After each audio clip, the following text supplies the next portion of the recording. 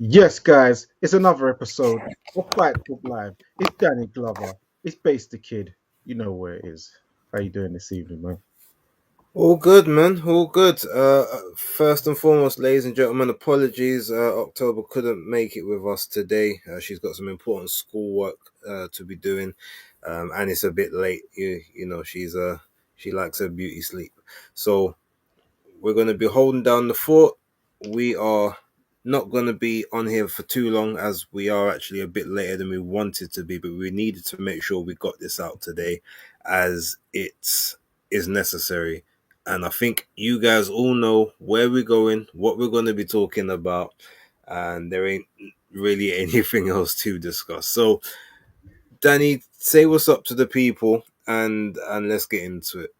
Yeah, man. What's up, everyone? Hope everyone's cool. Hit the hype button, hit the thumbs up button from early. If you are watching on the playback, whether you're watching on Fight Fan TV Live or Base the Kid at the Hardcore Casual, hit the hype button, hit the like button, and leave a comment for some engagement.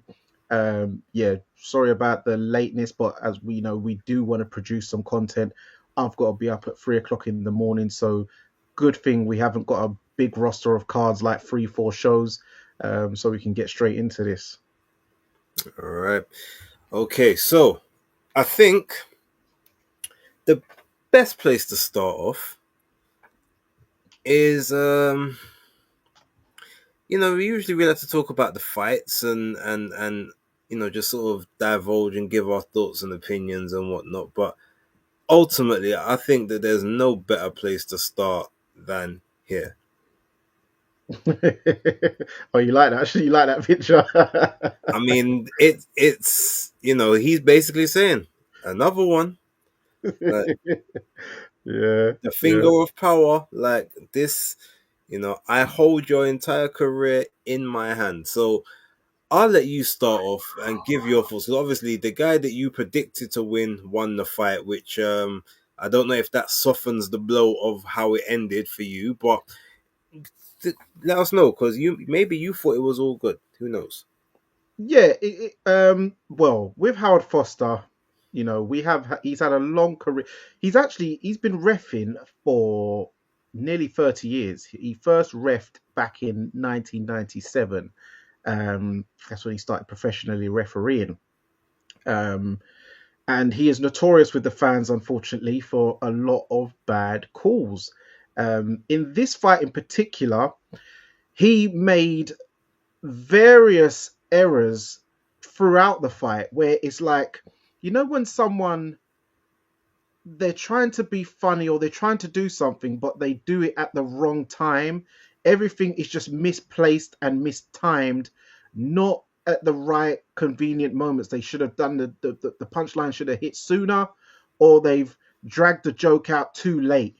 It's one of them ones, and that's what I feel he did multiple times throughout this fight, starting with even in the second round when Joseph Parker's mouth guard got spat out or dislodged. um Maybe a veteran move. Maybe it actually did get punched out his mouth. I don't know. I think he was looking for recuperation, but that's neither here or there. But whilst Fabio is unloading on him, the ref just starts saying, "Stop boxing," and you're thinking, "Please don't do one of them ones." And it's a mouth guard issue because Joe's looking like he's in a bit of bother. Most notably, it's like there's some kind of he's got the Fabio Wardley cut across his nose bridge, and there's some damage on the eye, and he's dabbing, he's thinking, what's going on, and he's looking a bit discombobulated, and the referee stopped it at the wrong time. Also, when Fabio's holding a lot, he's not saying anything. When Joseph Parker's bobbing and weaving, ducking below the waistline, which is an infringement, he's not calling that either. And then, as we know, the sequence in where he has stopped the fight at the end was not at the right moment. He should have stopped it either before or waited for another rally before, a little snap back and then jumping. He did it. I feel it was not a outrageous stoppage. Some people want to just, I think some people are overselling it because it is Howard Foster, and some people just love a good scream up and a good moan. But it was not stopped at the right moment, in my opinion. But it definitely was not even in the top 10 worst of Howard Foster moments. in my opinion. I Because mean, if we does look at, don't you think, for instance, yeah, a much worse one? Because I had someone call me up. I'll let you know after. They say this is the worst one in history. I'm like, stop it, because I know some people just don't watch boxing properly. Like, do you remember? Like Howard Foster? I've seen him stop Fabio Wardley fights at mad times 3 times throughout Wardley's career. The first one was against Simon Vallily. The second time was against Michael Coffey, if you remember that. That was just ridiculous. Mhm. And then obviously this one was, it's one of them ones, bad timing, but I feel the writing was on the wall. And he just needed one little salvo, or he could have done it earlier, or even the round before when Parker got saved by the bell, in my opinion. Okay, so it's crazy that we're talking about, well, this isn't in his top 10 worst. Like, that's a crazy take right then and there. Now, at the end of the day, whether it's his most egregious one or his least egregious one, it's the fact that it's the same issue. It's the same mistake. Now, I agree with you. If he had stopped the fight at the point when, in that round, Joseph Parker got caught with a shot to the temple, which kind of is the shot that pushed him back to the ropes initially, um, then as much as I still would have been like, well, come on, he's on his feet, but I could maybe understand it. He gets pushed back to the ropes. Fabio goes in for another like quick salvo, and big credit to Fabio. But then Joe manages to kind of push him off, and he throws his own 1-2 in there. It wasn't anything special. It was arm punches, but it's just him showing that he's still in the fight. He's still got the ability to to fight on. He's a bit lucid. He's still cognizant, and he's there defending. Bearing in mind, in real time with Howard Foster, as close as he is to the fight, can clearly see that the bulk of these shots ain't landing. They're being blocked on gloves. They're being slipped, dipped, rolled. And the ones that are getting through at this point, if we're being honest, in the 11th round, because the 10th round's a different story. If he stopped in the 10th, maybe I would say, all right, you know what, cool. But in the 11th, at that point, Fabio was virtually throwing arm punches for the majority of it. Like, he had very little energy left. So the shots that were just about getting through, like Joseph Parker was managing to take the sting out of them. He was, like I said, he was riding with them. Some of them were just, bouncing off the gloves. And he was doing a pretty good job of defending himself. Now, of course, if you don't throw back, you give the referee an opportunity to to count you out. But I believe that rule needs changing. It shouldn't be if you're under fire and you're not counting, you're not answering back. It should be if you are taking what's the word? If you're taking damage, or if A you're sustained taking beating, yeah. I'm trying to find the right word to use. If you're taking unrelenting damage. So there's Mm-hmm. a difference between you being swarmed with a barrage of punches and they're not getting through, and you taking unanswered punches, like maybe with your hands down, or like everything's going through the guard, and you're buckling all over the place, a bit like Tyson Fury and Alexander Usyk. That is a scenario where you could say, okay, it makes sense to, if you're taking unanswered punches for 10 seconds or whatever the criteria is. I think they say it's 6 seconds of unanswered punches without delivering back, then they can stop it. um I think that's way too short, in my opinion. so do I, but Because you can bum rush a man for 6 seconds in the first round and just get an easy stoppage. very true, which is why I don't think that's why they don't really adhere to that particular rule. But I would think it has to be, all right, how much damage has the person taken during the fight? Are they defending themselves? Are they showing visible signs of distress? Not distress as in, oh snap, I'm under fire. Not that kind of distress. Like distress, like their whole body looks like it's in like almost like a standing fetal position, for like in that kind of distress. Not someone that's under fire but is they you can see that their eyes are wide open. You can see that they're slipping the stuff, blocking the stuff. It should ultimately be, if you're in that moment, but you're taking unanswered punches that are dangerous. And I think that's where the word needs to be. It needs to be, how dangerous are things in this moment? Because look, realistically, um, that same salvo could have, well, all right, forget that for a moment. We'll come back to that. The big part of the issue is, as you said, the moment he stopped this fight was poor, because whether the writing was on the wall or not, which is something that people want to say, fair enough, but allow that to play out. This is ultimately, it's a world title. It's a world title fight to a degree. It's an interim title. The interim champion has the same responsibilities as the full champion, just doesn't get recognized as such. But this is a fight that basically the winner goes on to fight for undisputed.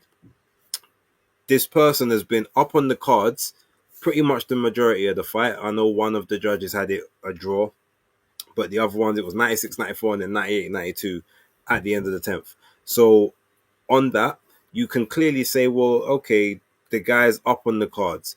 You know that he's got a chin. You know that he's been hurt before, and and he's been able to come through that. And you know that he's a seasoned pro that can take care of himself. So when you kind of look at all of that, and I know sometimes they say, oh, you're not supposed to, like, you shouldn't factor in the outside factors. It should literally just be what you're seeing then and there on the day. But no one does that. And to be honest, you would be doing a disservice to a lot of the people that you work with, or the fights that you officiate, if you don't take other factors into account. This isn't a point scoring system. It's not like and even for lack of, if you look at it in any sport, whether it's football, whether it's rugby, basketball, American football, all that sort of stuff, like, the referees change, like, they will use the rules, they will work within the rules, but they will take certain, I don't want to say the word liberties, but they will they will let certain things slide. They will allow certain things to flow, provided that a very dangerous or serious infraction isn't happening, because that's the way, you let things flow. You understand, okay, this person, chances are this person knows how to shoot outside the box. So therefore, if he slips over, if he gets knocked over, but then he gets back up, maybe you don't call the foul, because he might lace a shot that goes top bins. Like, there's those kind of processes that should be in your head. So ultimately, the process here is, well, we know Joseph Parker can take a beating and come back from it, because he's done it before. Um, did it against Dillian White, where he didn't win the fight, but he did it against Dillian White. He did it against Zhang for the first 4 or 5 rounds, where he was a bit under the cosh, knocked down twice, but gets up, comes back. Joe Joyce, even in that one, when he gets knocked down in the 11th, he still beats the count, coming up, getting up off his feet. The referee just thought he was in no fit state to continue. Fine, but give him that opportunity. Well, dropped him in the first round, overhand. Yeah, well, that one, yes, it was counted as a knockdown. Yes, you're right. But again, same principle. Like, okay, if he gets hurt, he's able to come out of the fog. So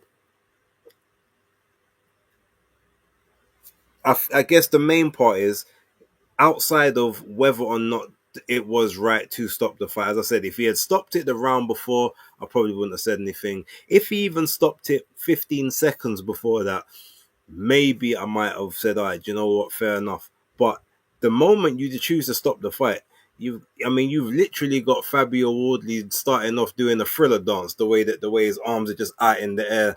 Like, it's crazy. Uppercut that don't land, the left hook which gets blocked off the gloves, the straight right that don't land, and then that's when you decide to jump in to stop the fight. At this point, Parker's eyes look quite clear to me from where I was sitting in the arena. they showed the replay several times as well, so you're sort of very aware of that. Um, it was just the whole thing. It just stank. And what makes it worse, and I said this on Basis Picks a little bit earlier on. I mean, not Basis Picks, sorry, Weekend Rap earlier on today. Um, Again, I don't want to take anything away from Fabio, so shout out to Fabio. But it was so clear of the two of these people who they would rather have fighting Alexander Usyk. It Hmm. was always going to be Fabio Wardley because number one, he's British. A lot of you even saw Talksport and all of those media. Oh, I'd like Fabio to win. He's one of us. He's one of the the guys. I'm patriotic. Okay, cool, we get that, fine. But now you've got the built-in narrative for a fight with Usyk. This guy came from the white collar scene, and he only had four white collar fights. He should not be doing this, yet he's always stepping up to the challenge. One of the most improved. He's one of our own, and now he's got a real shot, and he's taking on the veteran 350 amateur fights, against four white collar bouts. Like, oh, could he do it? Could this be the shake up that the heavyweight division needs? I can or like this is me. I can already see the the massive rollout that you could do for this fight, and the promo, and the and the behind the scenes, and the like the all access type shows where you got Fabio going back to his old recruitment office, seeing if some of the old heads are still there, and talking that, boy, we never thought he'd get this far. And like you can see the whole rollout. I can imagine it all. Like I can see. I can it's see top it. draw You could go content. back to the Chantry Estate where he grew up, the rough ends Yeah, estate in Ipswich, where the local shopkeeper's probably still there. all of that. I can see everything, and the entire nation will buy it, and I don't blame them because it's a great story.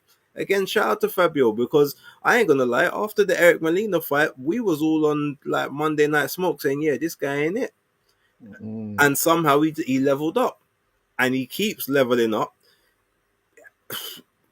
and finding a way. And I said earlier on, um, I don't know. I'm gonna let you rock and come back in a minute. But I said earlier on, he's just got this thing that I've just now dubbed the off it mode. Yeah, it's like, all right, you know what? Long for the boxing, off it. Let's go. Let's see. Let's just see what's gonna happen. And at this moment, he's so unorthodox with it. It just seems as if like the people that are schooled just have no idea how to deal with this berserker mode. This is like, it's like Wolverine in just that berserker rage. You can't really do much with him when he's in it. But the one thing when Fabio does all of this, in fact, I'll talk about that later. Like, come back and sort of give your thoughts.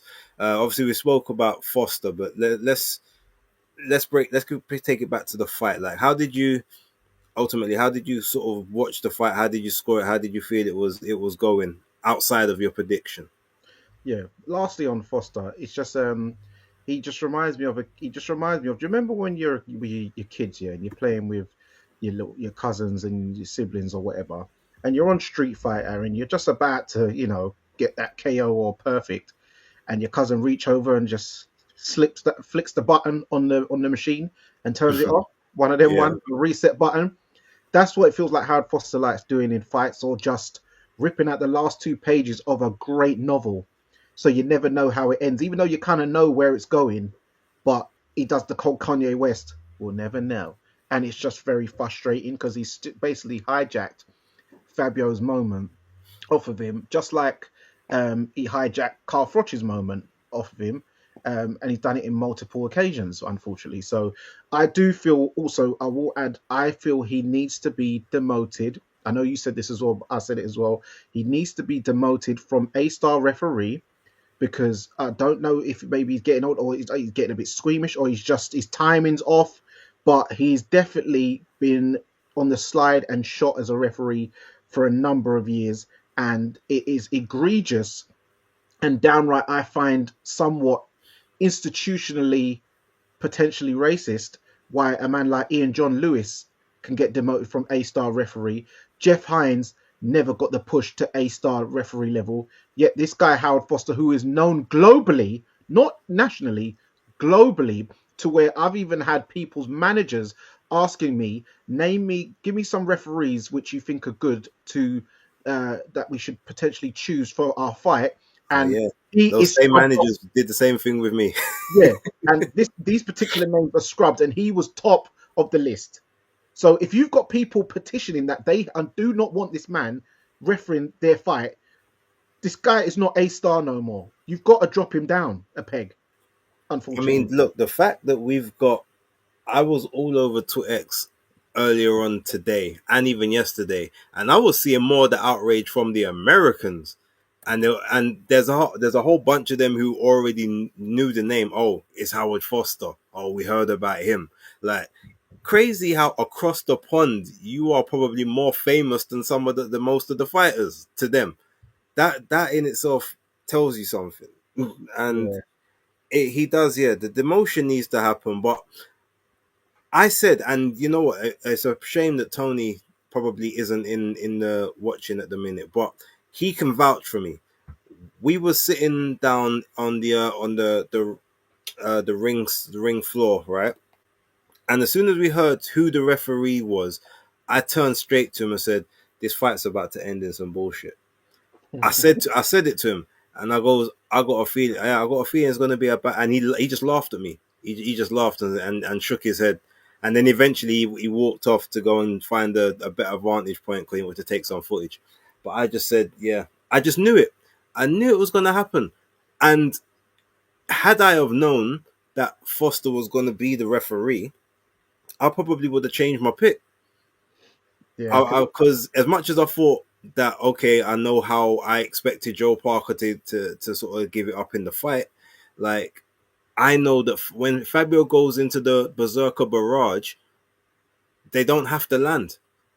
I've seen it so many, same like you, like we've every single fight that he's had with Howard Foster, there's been a questionable stoppage, and it always says, well, the writing was on the wall, so yeah, I think the referee made the right decision. Of course, Fabio's going to say that. Like, he's not going to tell anyone I was blowing out my ass out at the end of that, and I'm glad that he stopped it when he did, because we don't know if he was going to manage to actually finish Parker in that moment. He might have, but that last free piece that he threw might have been the last bit of energy he had. Yeah. Parker might have come back with a big swinging left hook and just knocks him down because he's now dirt tired and he's all Mm. struggling to get back to his feet because he's gassed out. How do you when the referee, before the referee's even proper jumping in, his arms are down by his side, so he's not even defensively in a state where he can defend himself. And then as soon as the arms go up to say yeah, man drops to the floor, and it's not a drop to the floor like crying celebration, I can't believe I've done it. It's a drop to the floor like, thank the Lord, it's over. The Yeah. same way, how remember when Fraser Clark in the first fight had the big construct and he looked strong all the way through. As soon as the fight finished, man slumped on the ropes, can barely move. Yeah. That's exactly what it was like. Yeah. Even Ben Davison said that he thought it was the wrong time. Yeah, it was the wrong timing. But actually to the fight. So we'll break. So I'll get into the breakdown of the fight from some points I had. So going in, I did predict that I had into the build up when the fight got announced, in the build up and all that. I thought that Parker was going to win on points until I saw the weigh in, and then I thought, oh no, he's done the beefcake thing again.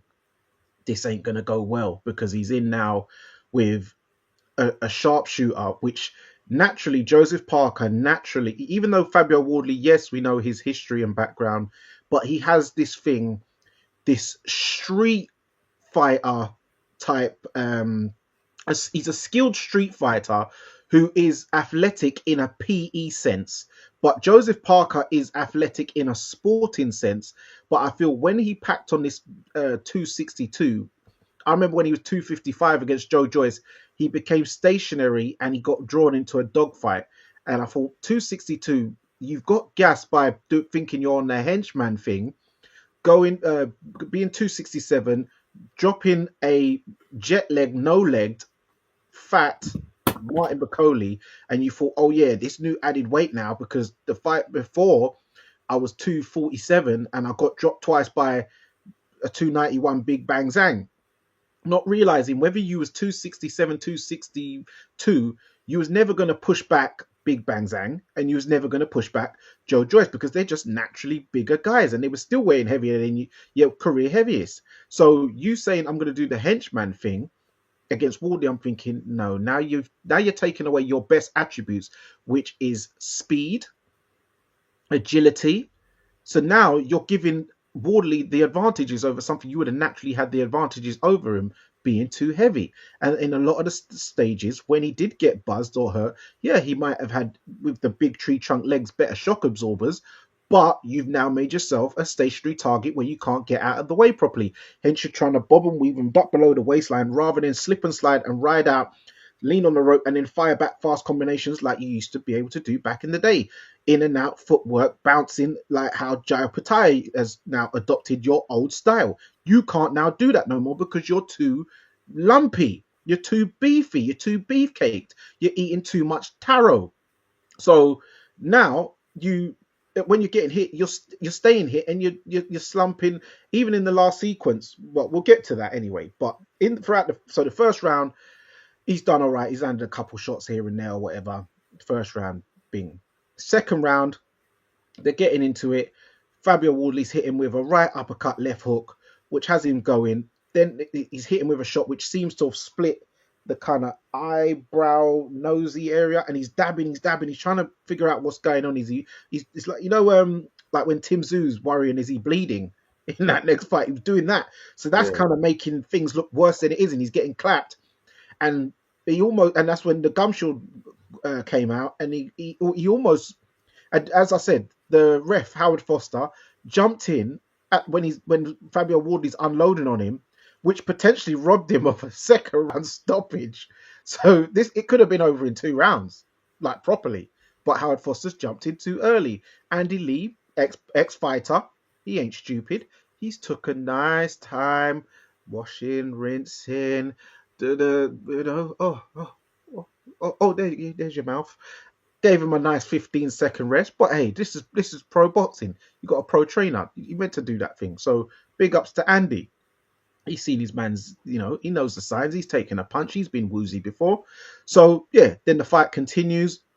Fabio's got that the second round. I gave him the third round as well. I think it was the fourth where he's hit Joseph Parker with a booming right hand, and it literally just bounced off it, like he just ate it, just boom, and just looked straight at him. Like you heard it through the TV, you just heard it, and I know you lot could have heard it in the arena, and he just literally bounced off him. I thought, rah, Parker's got a chin, boy. Maybe this added weight is beneficial, because he probably would have went down if he was 245. Then Parker started to clap Wardley. Wardley was using a lot of good inside work, where inside body shots. I'm thinking, okay, he's invested in the body, but Parker is landing these left hooks. I think what Wardley, I did say he's improved on, definitely from his last fight and other fights, is that he's not doing this thing where he keeps ducking his face into the floor to look to get away and then eating uppercuts. Because I was thinking, if you do that, Joseph Parker is known for some lethal uppercuts, which he was doing on a man like Derek Chisora and a few other men. So you definitely don't want to be looking at the floor getting uppercutted in the face or scoop shotted from underneath. So what he was doing, he was using his hand like that and then dipping down. So even when Parker did try to hook or come uppercut, it would hit the glove. And then obviously he started doing these shoulder rolls. I was like, "Raw, man's been watching a bit of Pretty Boy, yeah." So he was doing some very good defensively responsible things. His jab was working better than usual. Wardley, he had a better output. Usually he got into that gas mode of I only need one punch in 36 minutes, but he stuck it on Parker a few times. But yes, Parker was landing some chopping rights over the top. And then there was a moment in hold on. And what I'd say as well with Fabio Wardley, which I do rate as well, is that he reminds me of Chris Billam-Smith in a sense, where they are able to fight in the red zone, that even when they're tired, they're still able to fight with fire and still launch powerful attacks. Obviously, Wardley's able to do it with more devastation, but Crispin Smith could look tired from round 3, but still have an engine. I don't know if it's to do with the air that they're breathing, because their air is not so polluted down in places like Bournemouth and Ipswich compared to us London guys who getting a lot of pollution. So maybe that's why us London guys, our fighters ain't got them, can't fight in the red zone and the stamina issues. When we're tired, we're tired, and we just can't seem to fight through it. Also, in the 10th round, it was weird. That's when you could tell that Wardley was tired. Yes, Parker was getting faded as well, even though he did rack up a bit of a lead. People were saying they had him 5 rounds, 7 rounds up. I'm like, you man are definitely overreaching. The fight was close. But then there was a point where Parker's hit him with a right hand. Wardley's grabbed the turnbuckle, and then Parker's hit him with a double left hook and then bonged him again. I'm thinking, Rob, what are you doing? It's like he's looking over at someone in the crowd, Wardley, while he's getting punched in the face. And then it's only when he's ate like another right hand that he's thinking, Rob, I've been hit, punched. Oh man, all right. And then he's done that, as you called it, the Uffit mode, where he said something. You can see he said something like, let's go, or F this, or something. He said something to Parker, and then that's when he's gone into the kamikaze Grant Mitchell mode, and then hit him with an uppercut. I think it was uppercut left hook, and then that's what got him Joseph Parker sort of wobbling, and then he unleashed. I counted 27 unanswered shots, with 15 of them landing, and he could have got stopped then, but the bell saved him like Zach Morris. And then in the 11th round, it was, nice and quiet for the first minute. And then he's hit him with a booming long right hand, Wilder-like right hand. And then for 40 seconds, he's unleashed 49 punches. Like 33 of them was like skimming and kind of grazing or whatever. But it was a 40-second salvo where Joseph Parker did not answer back. I had someone say that Parker threw 2 punches. And I'm like, that's not 2 punches. He didn't get the extension. Those punches got nullified. They didn't get to extend out to be classified as 2 punches on the CompuBox. And then he got hit with a right hook. Then he sagged into the ropes. The uppercut got blocked because he covered like that. The left hook went round the guard and boomed him in the face. The right hand then missed. And then the ref jumped in inappropriately at that time. But you could hear the commentator saying, Joseph Parker's about to be stopped. The ref's looking in. The ref's going to stop this. So the commentators can see that he's in danger mode now. He's in trouble. The ref's going to stop. So you can see this, and he's not firing back. He's not holding. He's not taking a knee, which he should do as a 40-fight veteran, former world champion. So it's like, Parker, you should know what type of ref you're dealing with. You've just got to fire something back a bit like mad, or grab hold of him or something. Run, but you can't run now because your legs are too heavy and you're too big. But you had to have done something. You, in a fight like that, you should know, if I've got Hal Foster, I need to be on my P's and Q's. Whether I'm hurt, whether I'm tired, I need to show something. He ain't going to tell you, show me something, like Richard Steele or Kenny Bayless will say to you. Any moment, he could do a Conor Benn versus Adrian Granados, where you just unleash something and then boom, boom, boom, boom, like a UFC referee. So you kind of left yourself vulnerable to get that done to you. Even Andy Lee said, a lot of shots were going in, and it's all she wrote, and it is what it is. So he wasn't even really too much protesting. He could see why the referee stopped it, and it didn't help, as I said, the way he sagged into the rope, where you're now being kept up. Some people are saying it should have been a standing 8 count. The mandatory 8 count was not in the rule book for that fight. People comparing it to Tyson Fury. No, if Howard Foster was in that Tyson Fury fight, surely I believe he probably would have stopped it. He probably would have stopped the Wilder one when Fury got knocked down and his eyes was closed, because Howard Foster's that kind of ref. But Tyson Fury knows, don't put Howard Foster in any of his fights in case he gets hurt, because he knows Howard Foster's a man who will wave it off. So he has only himself to blame. Joe, nice guy, great guy, put up a great fight. It was a great fight for the fans. Undercard was dead. The atmosphere looked good. I know you have some different opinions as you was there. I got offered a ticket, but I thought I'll rather go and make some money since I got snubbed by the media, the cred people. So I thought, yeah, I mean, look, I hear it, and for the most part, I agree with um a lot of what you said, especially your assessment. Two things I disagree with. When you say it was a a close fight up until that point, I disagree. Um, how did you score it? so when I was watching, and I was trying, and I was having to watch a lot of it on the screen overhead because there was a lot of people kind of in my line of sight, and it's inexplicably at one point some of the visitor, not the visitor security, like the visitor comfort people, decided to just stand and have a big conversation in front of like where I was sitting. But I gave the first round to Parker. Second round, obviously, gave to Wardley quite wide. Third round, I thought was a swing round. It could have gone either way, but I feel like Joseph Parker did the better. He probably did like the better connections within that. I felt like he was using the jab and stepping in behind it a lot better than what Wardley was doing. And I think in that third round, Wardley started throwing some haymaker overhand rights, but he was telegraphing them from the back of the room to where Joseph Parker could quite visibly see that they weren't about to do anything.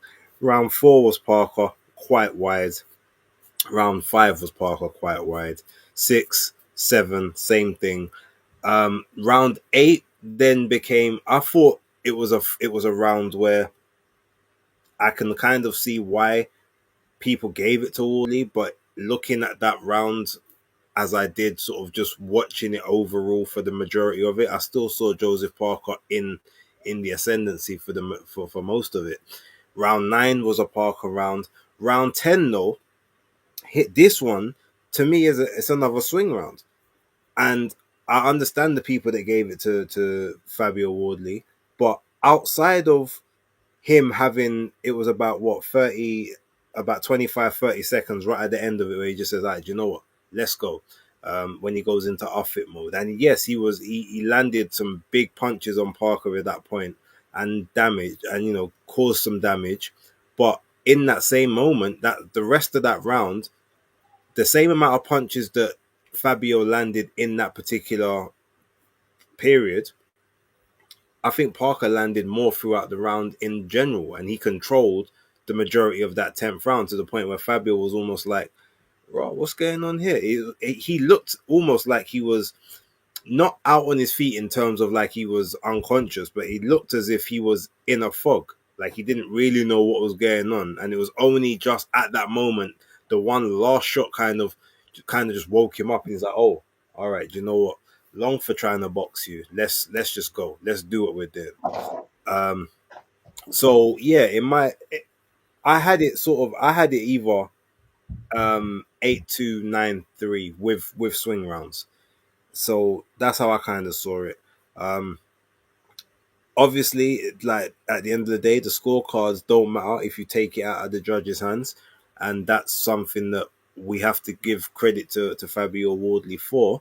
But if we're talking about his head, and the thing is, I don't want to say, because I don't want it to sound like I'm not rating Fabio. I do, but if we're saying that he's had two quote unquote gift decisions from Howard Foster already, the Valili fight and then the Mike Polite Kofi fight, then you've got the suspect stoppage of Justice Hooney with the extremely quick count by the referee. Bearing in mind, he basically lost every round, barring maybe one before that. Justice gets to his feet, but by the time he's even on it, the referee tried to be at like 8, but before he'd even got Fabio back to his to the neutral corner. Mm. There's that as well. Now you've kind of got this one, so it's just like, as much as he's doing the work he needs to do, he's being robbed of these moments, but it's making his career look a little bit funny when it shouldn't. When his career shouldn't, he shouldn't have all of these black marks against him, because it's not his fault that either people are maybe doing favors for him, or they like him, or they're maybe showing a bit of partial, bias or favoritism to the home fighter, or the guy that basically has come from nothing in terms of the boxing world. He, and I'm pretty sure he would much rather stand on his own too in that sense. But with all of these decisions that always seem to be going his way, it just, I'm sure there must be a bit of him that's like, yeah, I don't like this. Like, I want you sparked out on the canvas. I want you like laying face down, you know, maybe even a bit of a compromising position on the floor, like just so people can, like, for instance, the Frazier Clark one.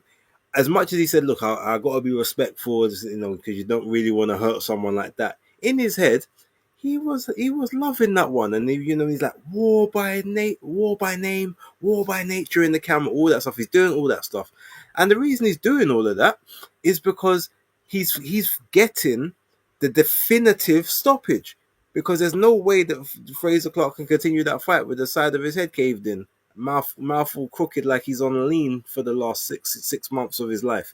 Like, you can't. That's the kind of stoppage that he wants, and he's being denied that on several occasions, and then he's having to explain it in the ring, like, well, they've got a duty of care, and they got to be rather to be safe than sorry. But I thought it was the right time to stop it because it was only going to go one way. No, we don't want to hear it's only going to go one way. We want to see it go that way. Ultimately, you want to see the Manny Pacquiao Marquez, where he's on his face. And to be totally honest, they always say that is actually safer than a man getting like punch up on, like, just on the side of on the ropes, like, with his hands down, just taking shots. Yeah, Tommy Morrison. Yeah, like that one. That's a fight where you say, how did you not jump in there like 2, 3, 4 punches earlier? Where, considering his hands are down by they're down by his side, he's not blocking nothing. So yeah, like I said, congratulations to Fabio, because he pulled it out of the back. He came back and he did what a lot of people didn't suspect he'd be able to do. And it's not his fault that he's getting all of these questionable things going in his favor. That is obviously now making people look at his victories differently. Like, he gets the credit for last night, but he doesn't get the true credit that he wants, because all everyone's talking about, like me, and like a lot of other people, even like you, who predicted him to win, is talking about the referee's premature stoppage, bad stoppage, or was it the right thing, or was it not? No one's really talking about, yeah, Fabio came for, the come from behind victory, the white collar guy. They're all talking about, did the referee do the right thing? And so it's almost like Foster's taken the shine away from him again. Yeah. I don't even know how we end up getting back on top. He's just a topic of discussions and that. No, he really is. No, but do you know where it is? Because it shows you the difference between referees over here and over in, say, in America. Because, for instance, like Carl Froch's one with Groves, Howard Foster did a madness. But then remember when Froch was way behind against Jermaine Taylor, and he pulled it out in the 12th round in the last 10 seconds and got us. But that was a legit stoppage. Like, he was... Yeah, it was 10 seconds left, but his hands was out down by his waist, and he was in no position to continue for 10 seconds, unfortunately. So that Froch got a proper stoppage there. Where it was in Britain, obviously we know it would have got stopped a lot earlier for Frochy, but he actually really had to close the show and close the book, whereas Howard Foster ripped out the last 2 pages of the book where they had to run it back for George Groves. But what I will say, big up Fabio Wardley. You already know I've got that Ipswich second city bias, so big ups to him. But I can see why people are frustrated. But as I said, I don't think this is in the top 10 worst of Howard Foster's bad stoppages. But it still adds to the roster. You shouldn't have a compilation CD of bad decision makings, which could be compilated into a YouTube video on its own if someone has the time and patience. Yeah. Oh, and also, as I said, big up to Fabio, like 100%. Again, not his fault. Shout out to him, and obviously he done the damn thing. Congrats, and obviously if he gets Usyk next, brilliant. I mean, I'm. I'll tell you lot right now, I don't even need a basis picks for that. Like he's not ready for Usyk in any way, shape, or form.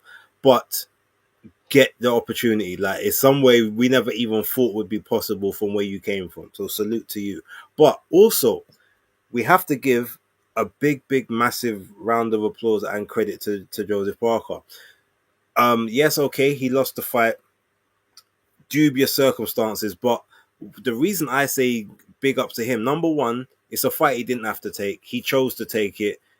Just because, look, I'm desperate to fight. Like everyone could kind of see he was getting frozen out of a lot of situations, and it was so obvious over the last year that that's kind of been the case.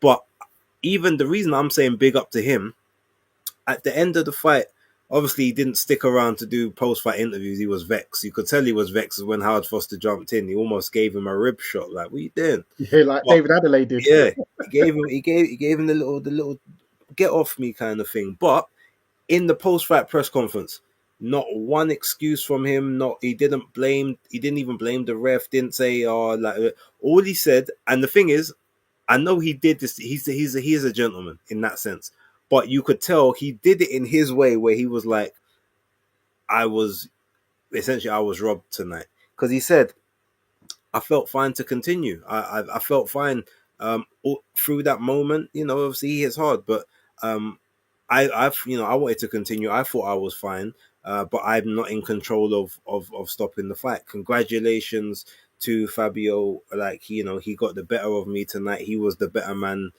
tonight. He did, he got it. Like congratulations. So he never at any point tried to take anything away from Fabio. He gave him his full respect and his full flowers. But the two ways that that he's vexed about it, though, is he said the first thing was about yeah, I can't there's no point sort of crying and moaning about it. I can't it can't change anything, but I would love the rematch. From he's telling you I'd love the rematch, that's him basically saying, yeah, like that was wrong, and I know for a fact I'll get that one back. Obviously, sometimes he might say it. He said it with Dillian, he said it with AJ, but he didn't really mean those ones. This one, he means, oh no, I want that rematch. But we know Mm. he won't get it anytime soon.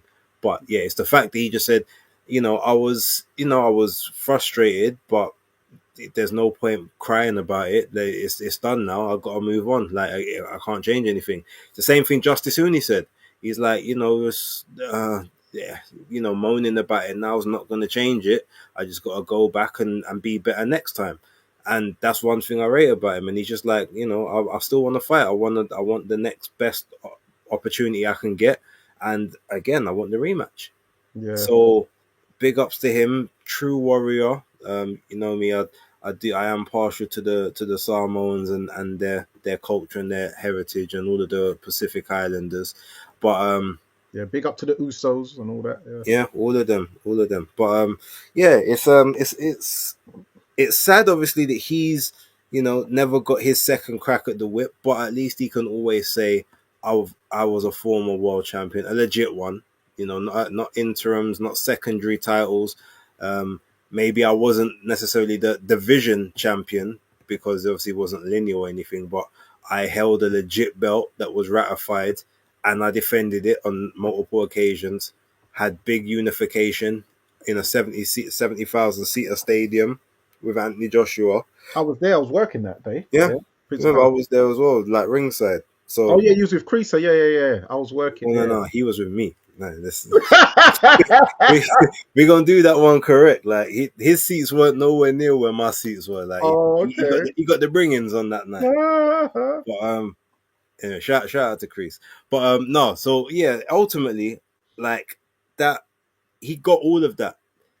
And Yeah. one thing I even said, I noticed this earlier on today, and I don't know what it means, if it means anything. Maybe, but there could be something there.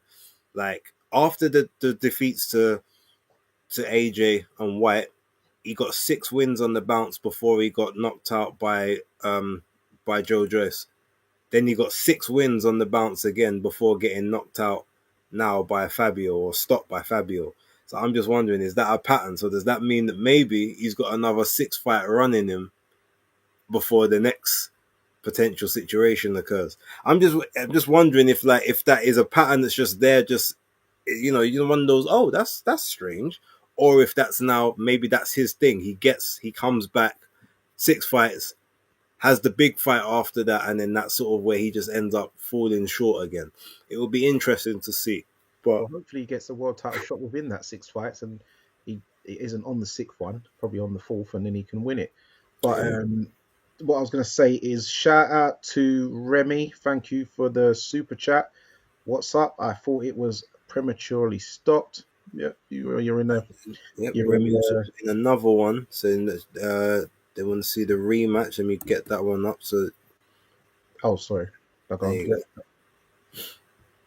Oh, That's, put another one up. Oh, big ups, Remy again. You want to see yeah, the I want to see rematch? that rematch. Yeah, shout out. And then also saying here, obviously, just because of that, her crazy fight pattern. Yeah, 6 fights and then a KO loss. 6 fights then a KO loss. It's interesting. I'm just want to see if that holds true moving forward. But with the one thing we know about him, he is the definition of. Obviously, he's well compensated. Don't get me wrong. He's got good people that get him good money. Yeah, But he got he's the 3.4 million for this fight, not to pocket watch, but he got 3.4 M for this fight. So Parker did I get heard it one. was 2.3. I read 3.4, but dollars. Oh, okay. So maybe 2.3 pounds then. Yeah, That probably makes sense. Okay, well here's what I say.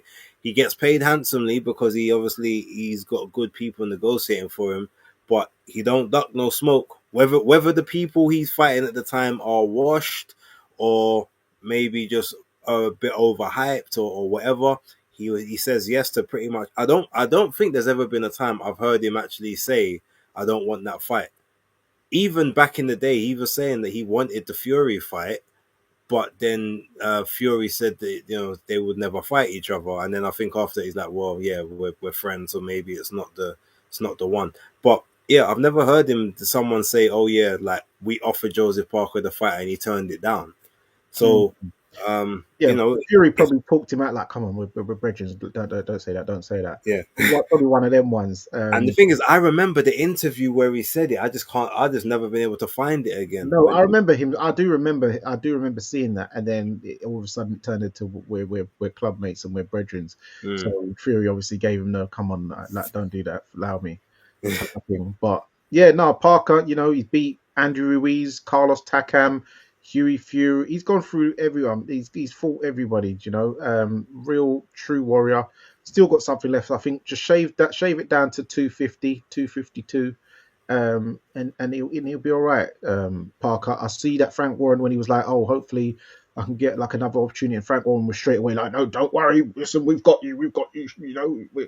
So Frank was reassuring him, "Trust me, you're not being dumped by the wayside." Probably because he's done Frank a favor there, because he could have sat out and sat on the sideline and waited his shot, but he's wanted to keep busy and got Frank a pay-per-view fight. That shouldn't have been pay per Shouldn't view. have been pay-per-view. Do you know what I'm saying? So Frank's thinking, yeah, don't worry, I owe you one, mate. So I've got Yeah, you. but the thing is, Frank, and shout out to Big Frank, but Frank owing him one and saying, "Oh no, there's plenty more fights for you." All that's gonna be is now you're just gonna be the litmus test for the next guys coming up. They're not gonna do any fights for Joseph Parker right now that get him back into position to try and fight for the world title again. Like it'll probably end up, if anything, like Joe Joyce rematch, like Dillian White He'll punch up rematch, Joe like. Joyce now. He'll punch Yeah, up Joe Joyce now. probably, but I'm saying, but those are the kind of, or it'll be like a Delia, it'll be that kind of thing, or it will be a Tumo, like 10 months from now. So maybe Yeah. after 2 fights coming back, fight Moses Atuma at the end of 2026 or something. So it's not going to be shots that get him back to that world title unless obviously he goes through the mad run again. Well, you But think it'd be just like fun fights. But do you yeah, know who I'd like to see him fight? Either next or the one after. I'd really like, stylistically, I'd like to see him against someone like Filip Hrgovic. I think that'd be a good fight. They're both about the same age.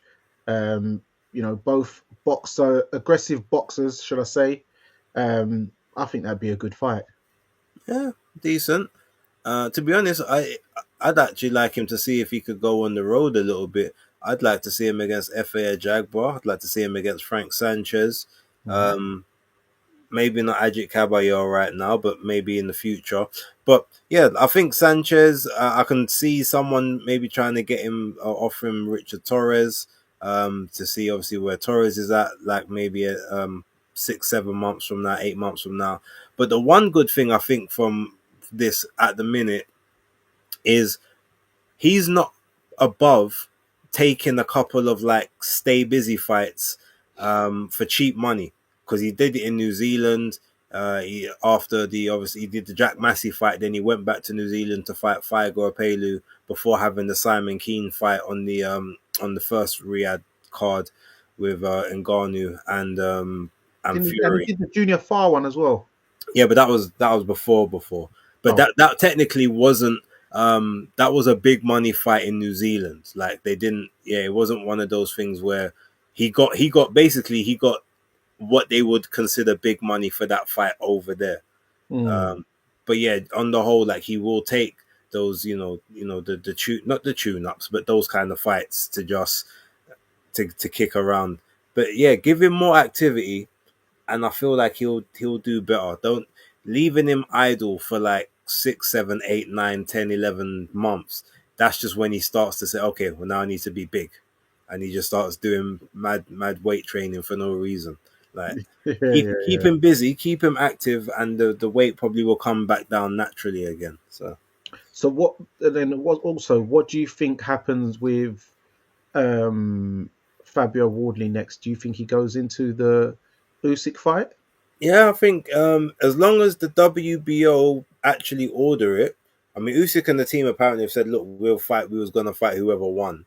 I think they were really banking on Parker to do it, but Wardley.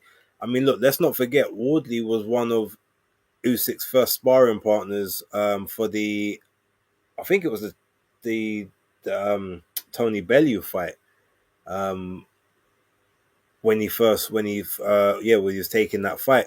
So realistically, like Usyk kind of showed him a few bits and pieces, but Usyk knows what he is, Mm. and I think that they will be quite happy to take that fight, understanding that look, he might go into renegade mode, but as I saw yesterday, the same as I saw in the first Frazier Clark fight, and even the second one, to be honest, even though he got the stoppage, when he goes into that mode, he is very defensively irresponsible. His arms are always down by his side or down by the chest. If you time it right, you can catch him over the top. And if you're strong Mm. enough in your shot, or you're defensive enough in the way that you've got your construct set up, you can catch him and possibly hurt him badly. Maybe he's got the chin to be able to walk through it. We don't know, but the openings are there. So yeah, it's it will be an interesting fight, and that will be a pay per view I will pay for, even if the undercard is dead, just because I know that that one will be worth it from a storyline point of view. But Yeah. For me, um, and yeah, do you know what you see with Usyk? That whole renegade madman roadman mode which he goes into is actually pretty dangerous against someone like Usyk, because remember Usyk does the thing with the coins and he goes into that neo matrix because he's had a man try to do that Deptford ghetto boy move on him with Daniel Dubois last time out, and he saw everything coming. What? And then dropped him. So doing the whole trying to rush Usyk, he's gonna do the coin thing where he's seeing everything moving in slow mo like the Matrix and catch him very badly. Yes, Wardley has shown a good chin, but he could get hurt. And Usyk, he's good at putting them together, and he don't mind. Usyk's a man who don't mind going points. You know, he ain't a man who's power hungry for a knockout like people like Justice Hooney and Joseph Parker, who was quite aggressive this week, saying I'm going to wipe him out early. Usyk ain't a man who's like I'm going to wipe you out. He's just a man. If I beat you on points, I'll beat you on points as long as I win.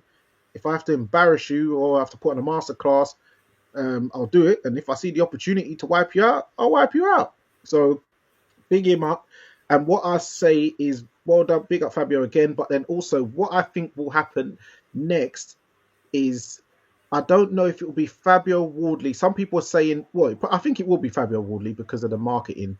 Some people are saying they feel Ajit Kabayel should get the shot. But what I think is going to happen, because Ajit Kabayel is due to fight January the 10th in Germany in a homecoming stadium fight.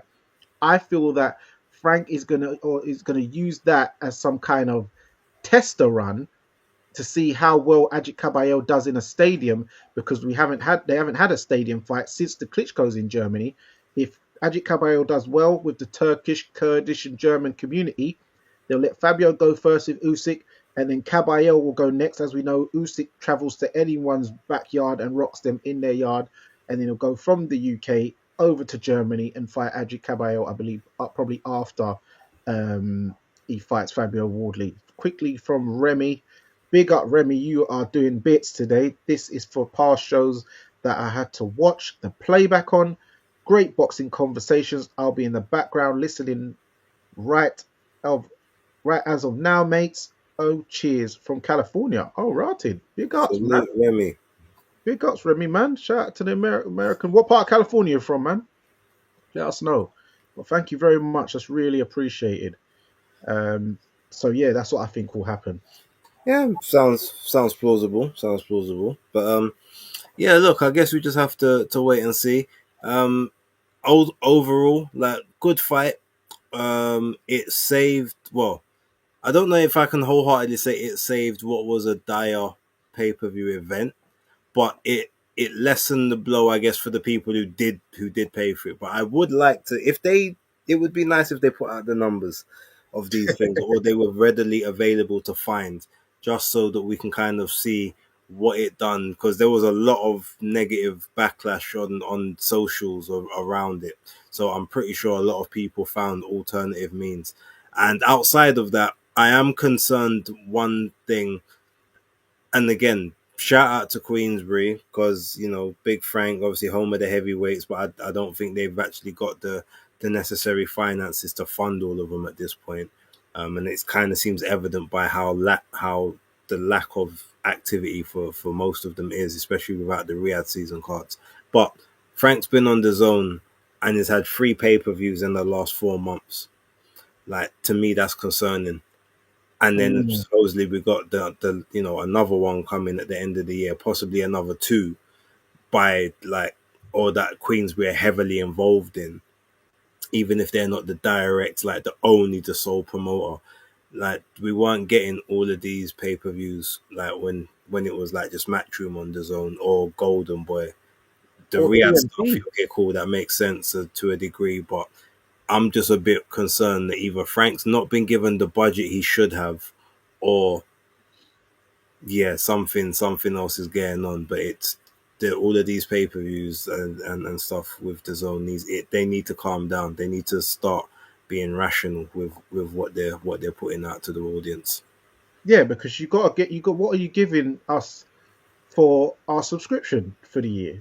You paying like for like some of us we do the bulk buy, the all in one, the 100 quid one. But what are you giving us for our sub money? You can't just charge us subs and then add additionals for every other show once a month. That's not fair. Otherwise, just don't make it subs. Just charge pay-per-views Mm. if you're going to do it that way. I'm trying to see if I can find my And I'm not happy about this November 22nd one where Turkey's reneged on his promise. Well, hold on. No, to be fair though, and I might have misinterpreted this. I thought that what he actually said was after that event, after the 22nd, there will be no more pay per view. I don't know if he necessarily had that one included. I think we need to go back and double check, because maybe they assumed, but I thought it meant that from the 22nd, like from that date onwards, there won't be pay per views anymore. I thought he said starting with that was going to be the starter. Okay. But we will have to double check it because it was a while ago. I remember. But agreed, it's not it is a bit of a nasty move. Um, that Yeah, is now showing as a pay per view, and it didn't need to be. yeah, and Americans are going to get charged what $60, which is Yeah, not. which is not £25. And I do think they do. I think there was something you said I saw in your video where they do need to do. If they are going to do more pay per views like this, there has to be a tiered system where you can't. All right, the Premier fights £25. I'm cool, but then there's other ones where you need to charge 14.99 or 9.99 or even 7.99, like Triller used to do for certain ones. Um, they can't all be 25s now. Some have got to be 20, some have got to be 15, and some of them got to be 10. Some even £8. I know a lot of these fighters now, they are asking for more money than they should. So yeah, sometimes you've got to stick it on pay per view, but there's got to be a tiered price system on it.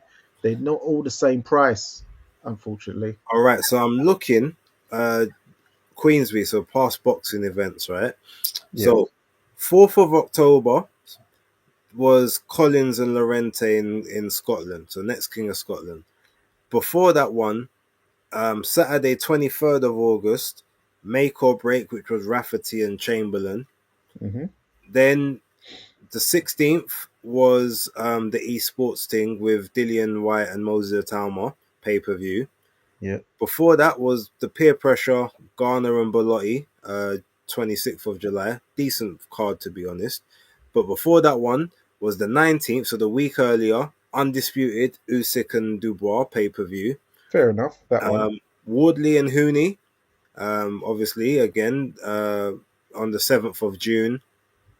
And then we had Land of the Brave, which was Taylor and Esserman. And then, let's see, Kakache, Wood, Joyce and Hergovich, Heavy Impact. Yeah, Kakache and Lee Wood was pay per view. No. That one wasn't. Oh, okay. I'm just trying to go through how many events they've actually put on, like on the zone. So that one, the Hurt game there, the 10th.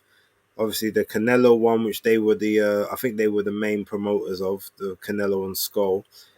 Joyce and Hergovich, Heavy Impact, that was theirs on the 5th of April. That was on the zone. And then I think the Hard Day's Night, which was the Liverpool card, which was Ball and Dehaney, which obviously wasn't a great fight. And then Garner and Jimenez collision on the coast. So, all right. So basically, looking at that, because Last Dance and everything, the February one, that was on TNT Sports. And I think that was pay-per-view. The Derek Chisora one, Last Crescendo. And then Garner, was that on TNT or was that on DAZN? Let me check. No, Garner was on DAZN.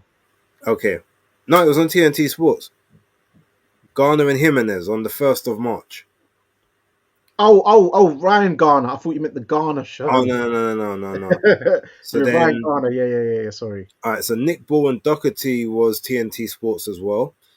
So, right, so the zone, the Heavy Impact is where they started on the zone. So that from April. So from April till now, they've had 1, 2, 3, 4, 5, 6, 7, 8, 9, 10. So they've had 11 cards, and of those 11 cards, 1, 2, 3, 4 of the 11 cards have been pay-per-view since April. Yeah, that's like 30. That's like 35%. That's not good, man. So we need to. That needs to be looked at. Shout out Remy Del Rio, basically Northern Modesto, which is in Northern California, where Frank Lucas, Jeremy Renner, and Timothy Oliphant are from. Okay. Shout out. Sorry, George Lucas from Star Wars. Yeah, I thought that because I thought Frank Lucas was originally from the South. New York. Yeah. Well, yeah, New York, but his parents were from the South or whatever. Yeah. But, yeah. Okay. Right. You want to talk briefly about the undercard, or? I didn't see any of it apart from Jurgen Ugelaj, who basically just stunk out the joint. Him and Rolly Lambert. I got in just after the Ezra Taylor fight, so I ain't see it, but Tony showed me how it got stopped. I mean, look, shout out to Ezra. You know, he's supported my channel. Him and his manager Mike have done bits. So shout out to them. Mm-hmm. I thought he looked impressive. Yes, Woodall came in at short notice. But Ezra Taylor, good body shots, breaking down Steed Woodall slowly, and the corner threw the towel in at the right moment because it was he was getting busted up pretty badly. But yeah, very looking very good under the tutelage of who I think might be the milkman daddy in Malik Scott as a trainer. He's looking very good under him. So yeah, big ups to Ezra Taylor. Also shout out to Mitchell Smith. I remember him from back in the day on Box Nation when he was a real good prospect as the babyface assassin. He used to, I remember he had this highlight reel where he threw these volley of hooks. That guy knocked him out clean. And he's come back after being 18 stone, 110 pounds from boxing at 130 pounds. And he's got himself back down to 135. And he's a WBO European champion, beat Arnie Dawson. Funny enough, I saw Arnie Dawson box 3 weeks ago in York Hall on the TM14 Nielsen's boxing card where Lucas Rowery boxed. Arnie Dawson was the main event on that show and he won on points. But yeah, I just wanted to see how Mitchell Smith looked because I know he came back after 7 years, had a fight in 2022, then went off again for 2 years, had another couple fights, and then this is his third fight back. So at 30, 32, I thought, oh, is he gonna, how's he gonna be with the weight off and the inactivity? But yeah, dropped Arnie Dawson in the first round. Arnie Dawson had a little rally in the eighth, but yeah, for the most part, Mitchell Smith dominated the fight and won. So yeah, good stuff. Welcome back. Okay. But yeah, them cruiserweights were built for show, not built to go. Yeah, and the less said about that, the better. Look, there wasn't even anything really telling from the week to really sort of talk about, and we kind of went into depth last week. So I reckon we can kind of keep it. Yeah, we can keep it to that. We got off the topics that we need to talk about. So unless there's anything specific you want to chat, I'm happy to bounce. I know you got to get up early in the morning. Me too, to a lesser extent. So yeah, no, I think we've covered the talking point which anyone really wants to tune in and listen to us for. Otherwise, we'd probably be just dragging them through. But yeah, no, thank you everyone for tuning in. And big up Star Fox. You're saying I'm moving like Spencer. Well, I'm the master aficionado. Yes, Howard Foster, he did me a favour because I did predict that it'd be between the 10th and 11th to look out for specifically.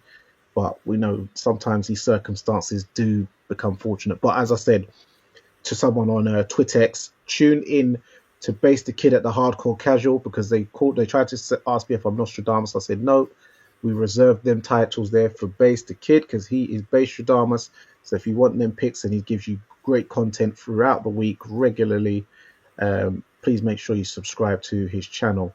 Also, subscribe to October Red. She brings out good content about boxing and these days also outside of boxing if you're into some of that social information and stuff like that about cases.